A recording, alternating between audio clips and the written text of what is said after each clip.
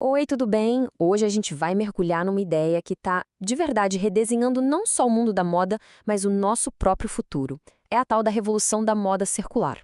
A pergunta é: como é que a gente pode transformar o que a gente veste de um problemão para uma solução? Bom, é isso que a gente vai descobrir junto. Para começar, vamos pensar numa imagem. Imagina um caminhão de lixo cheio de roupas e tecidos. Agora imagina que um caminhão desses é queimado ou jogado num aterro. A cada segundo, é um dado que choca, né? E ele mostra, sem rodeios, o tamanho do problema que a indústria da moda criou. E, claro, a urgência que a gente tem de repensar tudo isso. É por aqui que nossa análise de hoje começa.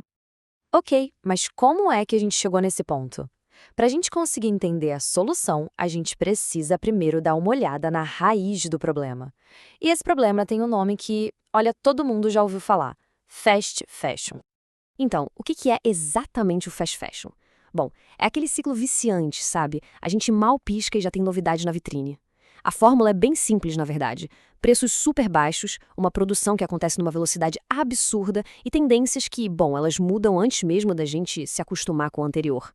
É um sistema todo desenhado para criar um desejo de consumo que, no fim das contas, nunca se satisfaz. E aí vem os custos que, claro, não aparecem na etiqueta. Primeiro, o custo ambiental, que é gigante. Um uso de água absurdo, poluição por microplásticos, lixo e mais lixo nos aterros.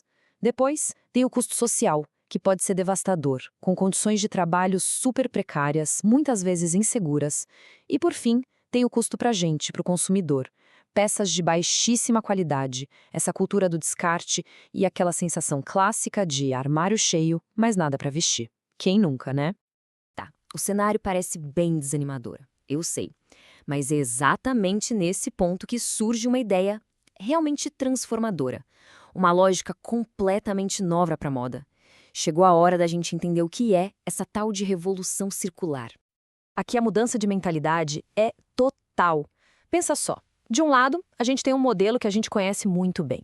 Extrair recursos da natureza, produzir e descartar. É uma linha reta com um destino certo: o lixo. Agora, do outro lado, tem uma ideia radicalmente diferente. Um círculo. A proposta é outra: redesenhar as peças desde o início, reutilizar o máximo possível e regenerar. É um fluxo contínuo, onde o fim de uma coisa é sempre o começo de outra. Nada se perde. E olha, é muito importante entender isso aqui. Moda circular vai muito, mas muito além de só reciclar no final. É uma filosofia de design. Pense em roupas que já nascem, desde o rascunho, para durar, para que os materiais dela nunca virem lixo e para que lá no final da vida útil eles possam voltar para a natureza de forma segura. A ideia não é remendar o sistema atual, é criar um sistema completamente novo. Beleza, a ideia é incrível no papel. Mas como é que isso vira realidade? Bom, existem alguns princípios, uns pilares que sustentam todo esse conceito. Vamos ver quais são? A gente pode pensar nisso como se fosse uma escadinha de ações, sabe? A base de tudo, o primeiro e mais importante degrau é simplesmente reduzir. Consumir menos com mais intenção. Depois vem reutilizar o que a gente já tem e reparar o que estragou, uma coisa que nossas avós sabiam fazer muito bem.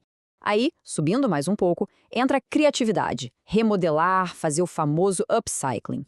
E só lá no final, como últimas opções, é que entram o reciclar, para transformar resíduos em novas fibras, e o regenerar, que é usar materiais que até ajudam a recuperar o ecossistema. E o mais legal é que esses princípios todos estão criando modelos de negócios super inovadores. Aquela ideia de possuir uma roupa está, aos poucos, perdendo espaço para a ideia de ter acesso a ela. É por isso que a gente está vendo crescer tanto os serviços de aluguel de roupa, os clubes de assinatura de moda, as oficinas de reparo dentro das lojas e até marcas que têm programas para recomprar os próprios produtos usados. A economia ela está começando a girar junto com essa lógica circular. Agora, vamos virar o foco para uma peça que é absolutamente chave em toda essa engrenagem. A gente. Quem consome.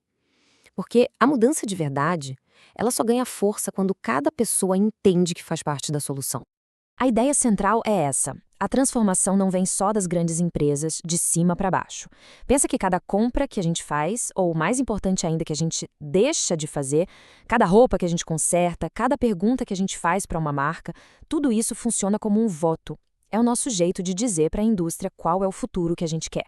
Esse poder de transformação é muito real. E na prática, no dia a dia, como isso funciona? São pequenas atitudes que a gente pode adotar. Começa com uma coisa simples: pesquisar sobre as práticas da marca antes de comprar. Adotar aquela mentalidade do menos é mais. Criar o hábito de ler as etiquetas de composição para entender do que as nossas roupas são feitas. Cuidar melhor delas, sabe? Lavar com água fria, deixar secar naturalmente, aprender a fazer um pequeno conserto aqui e ali. Podem parecer passos pequenos, mas quando a gente soma tudo, o impacto coletivo é gigante. Mas claro, existe uma armadilha bem grande nesse caminho, e a gente precisa ficar de olho. É o famoso greenwashing. Sabe quando uma marca se vende como super sustentável, mas na prática a história é outra? Pois é. A grande questão é como é que a gente aprende a separar o que é marketing do que é realidade. Bom, existem alguns sinais de alerta que são bem claros. Desconfia de palavras muito vagas, como eco-friendly, amigo do planeta, verde. Isso pode não significar nada. Em vez disso, procure por sinais de confiança. O que são eles? Certificações sérias, reconhecidas. Transparência de verdade sobre toda a cadeia de produção, e não só sobre uma pequena coleção consciente. E o mais importante, dados, provas concretas. As empresas que são genuinamente sustentáveis, elas não têm medo de mostrar os detalhes. A informação, no fim, é a nossa melhor ferramenta contra esse marketing enganoso. Certo. Então, para onde tudo isso está levando a gente? Vamos dar uma espiada no que pode ser o futuro da moda. E a boa notícia é que esse futuro não é só uma ideia distante, não. Ele já está sendo desenhado agora mesmo. E a trajetória que se desenha é fascinante. Hoje, a gente já vê marcas pioneiras abrindo caminho. Daqui a uns anos, em 2027, por exemplo, a posse de uma roupa pode ser menos importante que o acesso a ela, com a moda como serviço se tornando super comum. Olhando um pouco mais para frente, lá para 2030, a gente pode ter uma hipertransparência, com rastreabilidade total de cada peça via blockchain. E quem sabe em 2035, a biofabricação de tecidos cultivados em laboratório se torne algo viável. Parece ficção científica, né? Mas pode ser o padrão de amanhã. E o conto mais importante de todos é este. Não é uma promessa para um futuro distante.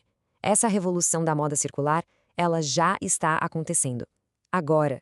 E a gente já consegue ver isso na prática acontecendo de verdade.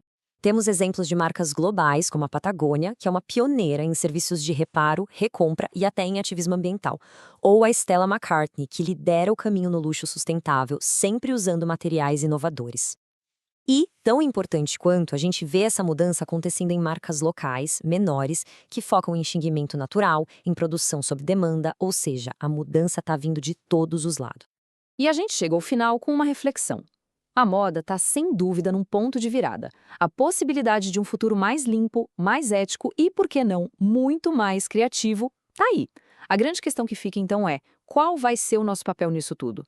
Como cada um vai participar da construção desse futuro? Bom, cada escolha a partir de agora já é parte da resposta. Valeu por acompanhar essa análise com a gente.